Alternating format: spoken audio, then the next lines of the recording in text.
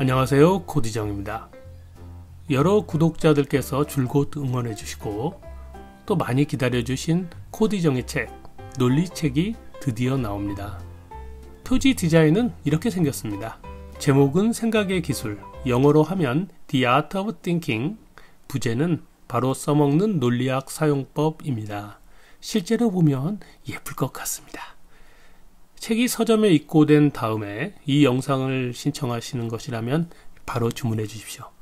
입고되기 전이라면, 그러니까 서점에 책이 깔려 있지 않다면 사전 주문 부탁드립니다. 부끄럽게도 좀 거창하게 말씀드리면 시청자 여러분의 한 권 한 권이 우리 사회 발전에 도움이 되리라 생각해 봅니다.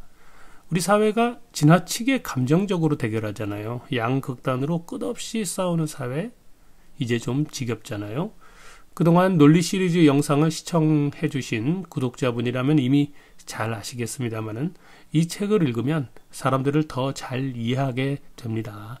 자기 생각도 차분히 더 논리적으로 표현할 수 있게 되거든요.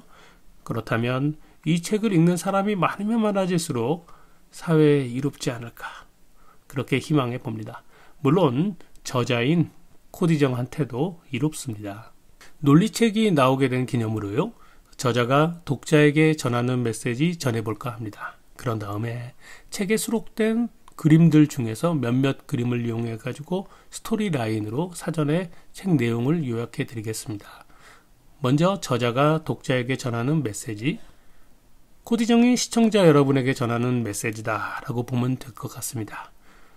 여러분은 어떤 무기로 인생을 살고 있습니까? 한때 세상에서 가장 좋은 직업은 부자의 자식으로 태어나는 것이라고 생각한 적이 있습니다. 기적이 도와주지 않는 한 무슨 일을 하든 여러분의 노동은 세습 부자의 행운을 따라잡을 수 없습니다. 여러분은 부모에게서 어떤 무기를 받았으며 하늘로부터 어떤 축복을 받았습니까? 인간과 인간은 차이가 있습니다. 어쩔 수 없습니다. 누군가 남을 부러워하고 남을 깔볼지도 모릅니다. 저는 이 차이가 부당하다고 생각한 적이 있습니다. 부러움과 깔봄도 싫었습니다. 그런데 어느 날 문득 저는 그런 차이를 따져서 얻을 게 없다는 사실을 깨달았습니다. 어쩔 수 없는 것을 탓하느라 시간을 낭비하기에는 이 한 번의 인생이 너무 소중합니다. 누군가 나타나서 차이를 조정해 주지도 않잖아요. 싸워서 바꿀 만한 게 아닙니다. 한 군데를 개혁하면 다른 곳에서 어쩔 수 없는 차이가 발생하고 생겨나잖아요. 그래서 저는 차이에서 공통점으로 관심사를 바꿔봤습니다. 여러분과 저 사이에, 당신과 나 사이에 무엇이 공통된 것인지를 생각하기 시작했습니다. 그런 생각을 하는 동안에 대통령이 3번 바뀌었으니까 꽤 오랫동안 생각한 거겠죠. 여러분도 생각해 보십시오. 우리가 갖고 있는 인생의 공통 무기는 머리밖에 없습니다. 당신과 내가 똑같이 이 무기를 갖고 태어났습니다. 여러분이 부자의 자식이든 아니면 자식에게 부를 넘겨줄 부모든, 빚이 많든 빚조차 얻지 못하든, 여러분이 학생이든 직장인이든, 학생이라면 공부를 잘하는 학생이든 성적이 좋지 않은 학생이든, 직장인이라면 비관하는 사람이든 낙관하는 사람이든 우리는 공평하게 이 무기를 사용하면서 살아갑니다. 호모 사피엔스가 육체를 뽐내는 시대는 끝났습니다. 이제는 머리를 쓰는 시대잖아요. 기계도 인텔리전스라고 불리고 있습니다. 인공지능을 뜻하는 AI는 Artificial Intelligence입니다. 그렇다면 이번 생에서 이 무기를 어떻게 잘 쓸 것인가, 이게 중요하겠죠. 호모 사피엔스의 역사를 살펴보면 본래 생각은 아무나 하는 게 아니었습니다. 옛날에는 신분이 남다르다거나 정신적 지도자 같은 극소수의 사람만이 특권이었습니다. 하지만 지금은 누구나 그 특권을 사용하잖아요. 적어도 머리를 쓰는 일만큼은 권력과 재산에 얽매이지 않습니다.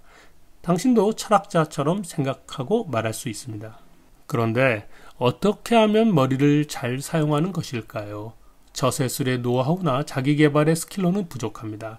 그런 지식은 사람마다 다르잖아요. 지나치게 운에 의존하기 때문입니다. 머리를 쓰는 일이란 무엇일까요? 어떻게 하면 머리를 잘 쓰는 것일까요? 저의 생각은 이런 식으로 이어집니다. 머리라는 인간 공통의 무기를 잘 사용하려면 먼저 머리 안으로 들어가 봐야 한다는 거죠. 뇌세포 안으로 들어가자라는 말은 아닙니다. 머리의 기능 속으로 들어가 보자라는 것입니다. 잘 알아야 잘 사용할 수 있기 때문입니다. 그런데 인간 머리에 관해서 고대 그리스 철학자 아리스토텔레스가 정립한 이래 2300년이 넘게 계승된 논리라는 이름의 생각의 기술이 있습니다. 이 단어 논리, 논리학이라는 단어를 들어보지 않은 사람이 없습니다. 그러나 제대로 아는 사람도 거의 없지요. 논리학은 철학의 기본이며 대표적인 인문학의 기초 지식입니다. 그런데 어떤가요? 대학에서 학생들에게 논리학을 가르치는 책을 사서 읽어보십시오. 회의감에 빠집니다.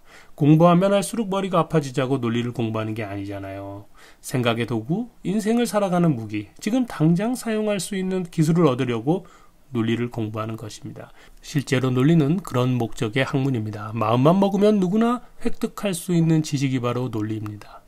왜냐하면 우리는 모두 머리를 갖고 있기 때문입니다. 그리고 기계가 그걸 학습하는 중이기도 하고요. 독자 여러분, 이 책은 언어로 이미 표현된 문장을 기호로 바꿔 참인지 거짓인지 판정하는 논리학을 다루지 않습니다. 이런 이유 때문입니다. 인간의 생각에는 참과 거짓이 섞여 있잖아요. 진실과 오류가 혼합돼서 이런저런 견해가 만들어집니다. 그리고 그것들이 실시간으로 표현됩니다. 여러분의 머릿속이 완벽하지는 않잖아요. 저도 그렇습니다. 인간의 머릿속은 생각을 불완전하게 만들어내도록 구조화되어 있기 때문입니다.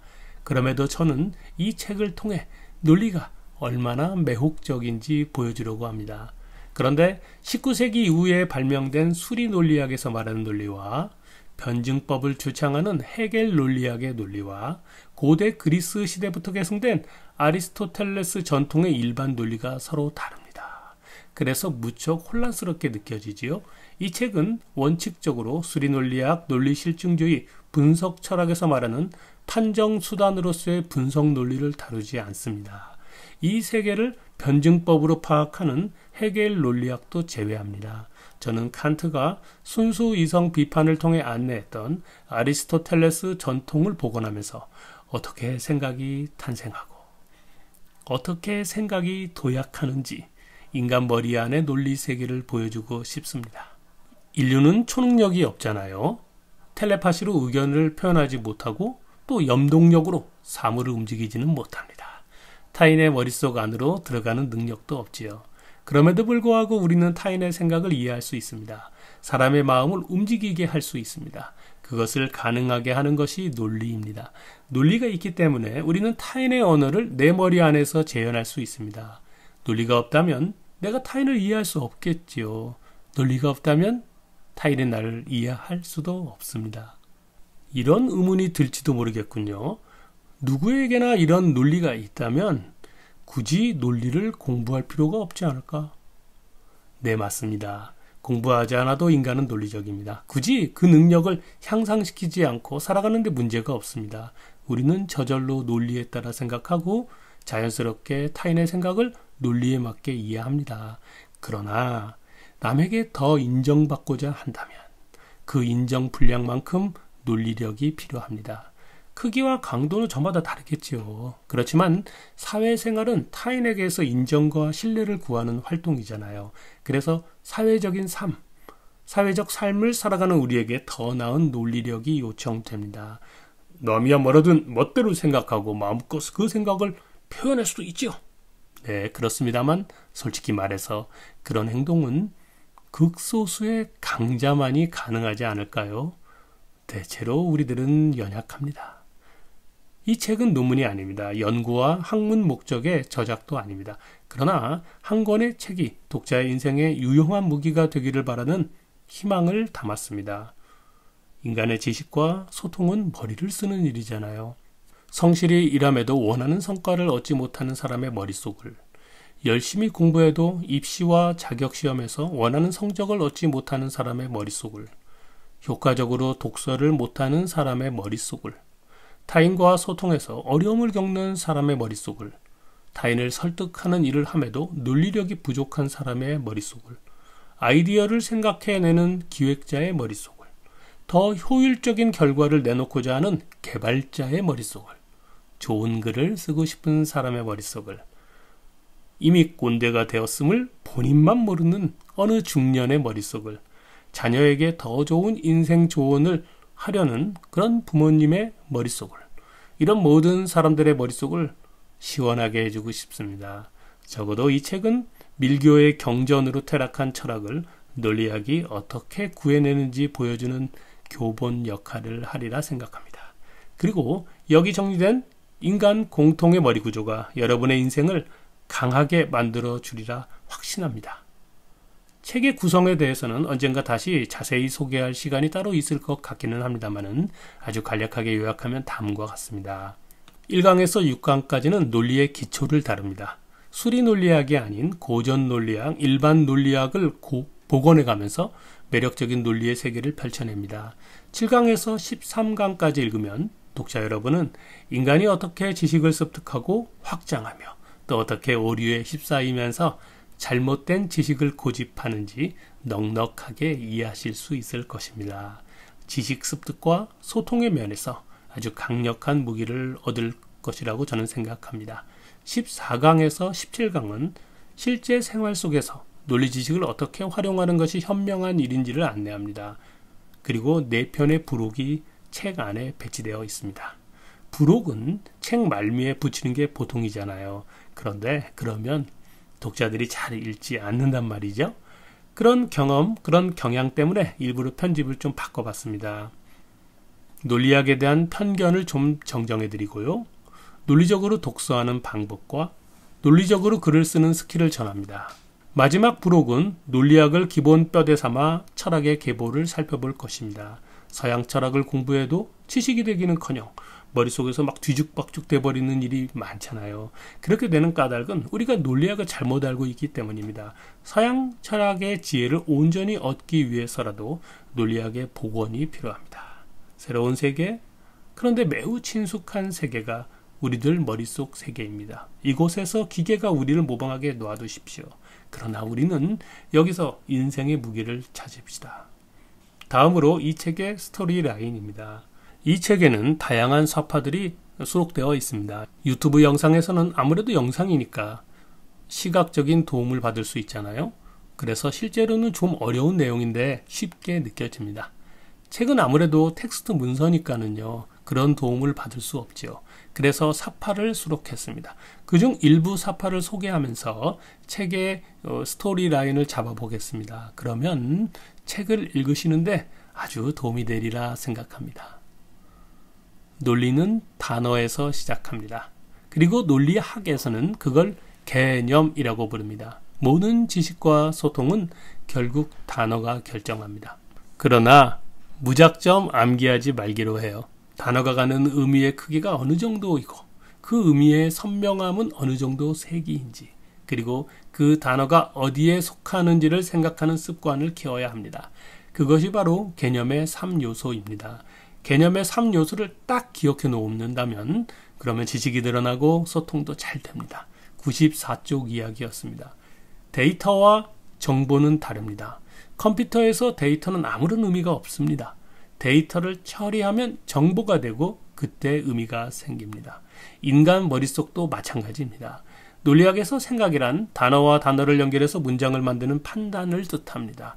문장으로 딱 부러지게 판단되는 것은 아니더라도 머릿속에 많은 것들이 실제로는 들어있잖아요. 그건 대체 무엇일까요?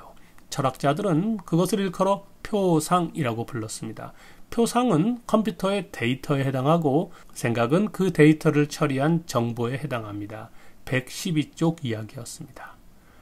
인간은 이성적인 동물이라고 하잖아요. 그런데 여러분, 이성은 정확히 무슨 의미인가요? 생각과는 어떤 차이가 있는 걸까요? 이것 답하기 어렵습니다. 그러나 코디정의 논리책은 정확하고 쉽게 설명해 줍니다. 자, 여기 이 그림을 보세요. 먼저 왼쪽을 보십시오. 논리학에서 말하는 생각이란 지금, now, 여기에서, here, 지금 여기에서의 판단을 뜻합니다. 이제 오른쪽 그림을 보십시오. 추론, 리즈닝은 지금 여기에서 1번에서 벗어나 다른 곳 2번으로 점핑하는, 도약하는 생각을 뜻합니다. 이때의 인간 사고력을 일컬어 reason, 이성이라고 부릅니다. reasoning, 추론을 하는 능력이니까 reason, 이성입니다. 그런데 이성이 활약하려면 머릿속에 대전제, 그림에서는 0번이 있어야 합니다. 147쪽, 156쪽 이야기였습니다. 이제 우리는 이성의 의미를 정확하게 이해했습니다. 생각이 점핑하도록 하는 게 이성입니다. 지금 여기에서 벗어나 다른 곳으로 도약하도록 해주는 게 그런 생각이 이성입니다. 이러한 인간 이성이 어떻게 작동하는지 이해한다면 여러분의 머리는 근본적으로 바뀝니다. 그러려면 우리 머릿속에서 작동하는 토대 구조 모형을 이해하는 게 좋습니다. 그림에서 보는 것처럼 보편이 개별적인 것에 우세력을 갖습니다. 이것이 지식과 행동을 만들 뿐더러 온갖 편견과 오류도 만들어내지요. 168쪽의 이야기였습니다. 생각의 점핑, 즉 추론은 연역법을 따릅니다. 머릿속 대전제가 생각의 토대가 되고 그 위에서 판단이 행해집니다. 판단 1이 소전제요, 판단 2가 결론입니다. 이때의 추론을 연역이라고 합니다. 소전제는 근거가 되고 결론은 주장이 됩니다. 174쪽, 194쪽에서 설명합니다. 책 177쪽에 관한 사파를 볼까요? 우리 머릿속에는 많은 생각이 있습니다. 근거와 주장은 대전제 위에서 서로 관계를 맺습니다. 만약 대전제에서 벗어나면 우리는 그 관계가 부자연스럽고 어쩐지 비논리적으로 여기게 됩니다. 만약 두 개의 판단이 있는데 이들 판단이 서로 다른 대전제 위에 놓인다면요, 서로 다른 대전제 위에 놓인 판단들은 추론으로 서로 연결되지 않습니다. 연결할 수는 있지요. 그러나 비논리적이라고 우리는 딱 생각하게 됩니다. 인간 이성이 그런 연결을 하려면 새로운 대전제가 필요합니다. 178쪽의 이야기였습니다. 여러분의 생각이 논리적으로 표현돼서 타인에게 전달되면 좋잖아요. 그러면 무엇이든 설명도 잘 되고 설득도 할 수 있을지 모릅니다. 근거에 기울기를 생각해 봅시다. 근거가 자연스럽게 주장을 향한다면 그것이 바로 좋은 논리입니다. 185쪽 이야기입니다. 그러나 사람들은 이런 기울기를 간과하지요. 아주 부자연스럽게 생각하기도 합니다. 다시 한번 생각해 봅시다. 주장을 하면서 내세운 근거가 혹시 억지스럽지는 않은지, 나한테만 타당한 것은 아닌지 말이죠. 사람들은 연역과 귀납이 서로 어떤 관계가 있는지 잘 모릅니다. 그냥 암기하고 말지요. 하지만 연역과 귀납 두 가지 추론 관계를 잘 이해하신다면요, 머리가 똑똑해집니다. 연역은 대전제가 활약하는 추론이고요, 귀납은 대전제로 사용할 원리를 찾는 추론입니다. 지금 여기에서 벗어나지 않는 단순 관찰은 귀납이 아닙니다. 귀납과 연역은 서로 대등해서 둘 중 하나를 선택하는 수 있는 그런 관계도 아니고요. 자, 왼쪽 그림처럼 귀납이 연역을 제한하는 관계일 수 있습니다. 그리고 오른쪽 그림처럼요, 귀납이 연역을 수정하고 업데이트하는 관계입니다. 이제 우리는 책의 226쪽까지 왔습니다. 인간의 머릿속에는 무수히 많은 데이터가 있잖아요. 그것은 AI가 사용하는 빅데이터와 유사합니다. 머릿속에는 경험 데이터베이스가 있습니다. 경험이란 무슨 의미일까요? 경험이란 머릿속에 단어, 즉 개념을 등록하고 학습을 통해 그 단어를 업데이트하면서 경험 데이터베이스의 성능을 높이는 행동입니다. 선한 사람이 되고 싶은가요? 그렇다면 선한 경험을 많이 해야 합니다. 비슷한 경험 데이터베이스를 갖고 있다면 영혼의 친구가 될 수 있고요. 생각의 기술 278쪽 이야기입니다. 그러나 경험에는 한계가 있습니다. 인간은 세계 그 자체를 그대로 전부를 보지 못합니다. 비유컨대 여기 벽이 있어요. 그런데 그 벽 위에 반지름은 r, 그래서 파이 r 제곱 넓이의 구멍을 통해 세계를 보는 것과 같습니다. 이 구멍의 넓이는 사람마다 다르겠지요. 그런데 여러분과 벽 사이에는 간격 d가 있고 더 가까이 다가가지는 못합니다.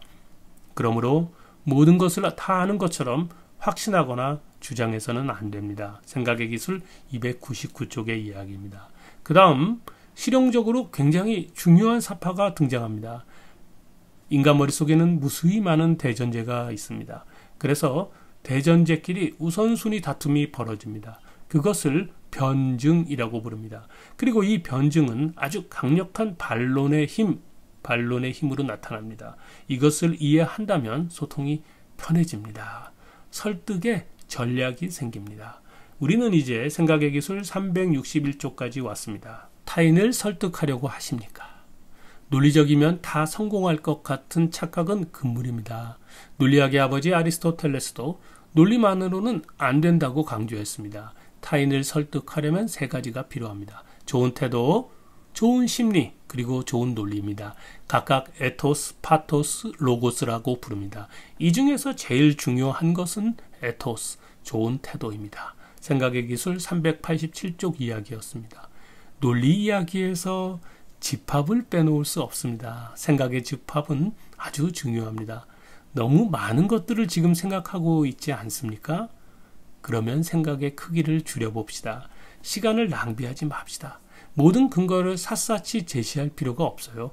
만약 상대방이 X와 Y에 관심이 없거나 X와 Y가 거론되는 것을 싫어한다면 생각의 집합을 우리는 A에서 B로 줄일 수 있습니다. 그러면 우리는 시간을 절약할 수 있지요. 시간과 노력을 절약하면서도 더 큰 성과를 거둡니다. 남는 시간을 즐기십시오. 생각의 기술 427쪽 이야기입니다. 그러나 거꾸로 생각의 크기를 늘려야 할 때가 있습니다. 그러면 생각의 크기를 늘립시다. 감춰진 솔루션이 보일지도 모릅니다. 때때로 익숙한 생각에서 벗어나 다른 곳으로 관심을 돌리는 것만으로도 문제가 해결되곤 합니다. 생각의 기술 433쪽까지 왔습니다. 여러분, 어떻게 토론하는 것이 좋을까요? 좀 생산적인 토론 방법이 없을까요? 생각의 집합이 너무 달라서 교집합이 없다면 사실 생산적인 토론은 불가능해 보입니다. 생각의 운동장이 A로 정해 있는데 B에 속한 이야기를 하면 4호정이 된다라고 우리는 생각하시죠. 우리는 다 같이 어리둥절합니다. 반대로 B 관점에서 A에 속한 주장은 뇌피셜에 불과합니다. 그런데 이처럼 교집합이 없는 경우일지라도 인간은 이런 두 관계에서도 대화와 토론을 할 수 있습니다. A와 B가 아닌 전체 집합 떠올려야 합니다. 이런 이야기가 생각의 기술 415쪽에서도 451쪽에서도 여러 가지 사례로 제시됩니다. 부분 집합 관계에서 많은 오해가 생깁니다. 일반론과 개별론이 충돌하는 경우 많잖아요. 그런 때 확실히 이 그림에서 A는 B의 부분 집합입니다. 사람들의 대화가 A에서 이루어지고 있는데 누군가 생각의 집합 B, 더 큰 주제에 관련 일반론으로 이야기를 하면서 대화에 참여하려는 경우 사람들은 B를 B가 아닌 C로 여길 수 있다는 점 유념해야 합니다. 생각의 기술 440쪽 이야기입니다. 서로 다른 견해가 충돌할 때 생산적인 토론이 되려면 교집합을 찾는 방향으로 토론이 행해져야 합니다. 이제 다 왔습니다. 여러분의 머릿속에는 논리 끈과 그 끈을 잘라내는 가위가 있습니다. 저한테도 마찬가지입니다. 인간은 논리끈을 통해 머릿속에서 모든 것을 연결할 수 있습니다. 그런 상상력과 그런 판단력을 우리가 갖고 있어요.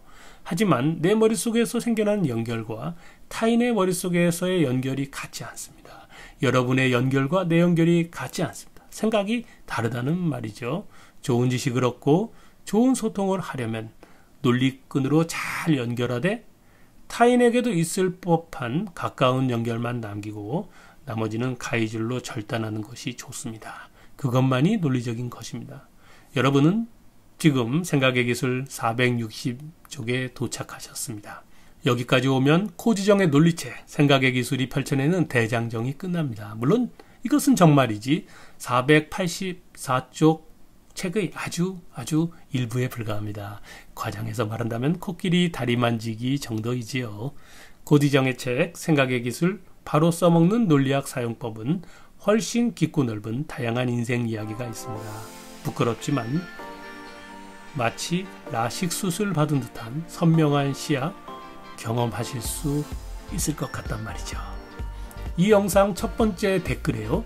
인터넷 서점 온라인 그 링크를 달아봤습니다. 유튜브 영상에 링크를 달면 그 링크 타고 유튜브에서 벗어나니까 유튜브가 좋아하지 않는다라고 하더라고요. 그래서 그런 댓글들은 안 보이게 될지도 모른다. 라는 말을 어디선가 들어서 좀 걱정이긴 합니다만, 아무튼 그곳에서 주문해 주시면 고지정에게 굉장히 큰 힘이 됩니다. 제가 논리에 관해서 아직 할 이야기가 아주 많습니다. 다른 영상으로 찾아뵙겠습니다. 감사합니다.